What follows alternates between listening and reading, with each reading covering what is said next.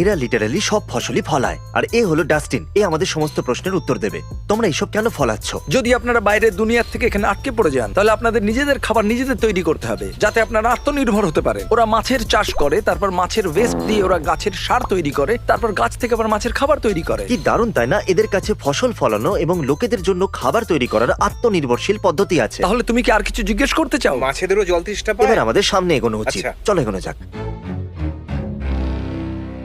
তাহলে এবার আমরা যাচ্ছি 14th ফ্লোরে। ওয়াও! আরে এটা দেখে তো মনে হচ্ছে আমরা থিয়েটারে চলে এলাম। ও দেখো ভাই, এখানে এসেই পড়েছি যখন, তাহলে বি মুভি দেখতেই হবে। বি মুভি দেখা যাক।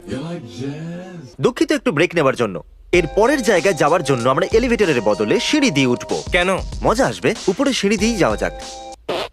আরে ভাই, তাহলে এটা 13th ফ্লোর। আচ্ছা, তাহলে এটা 13 ফ্লোর। এটা কি জিম? চলো কিছু সুযোগ নেওয়া যাক বয়েজ। এই রুমটা হলো দারুণ, কারণ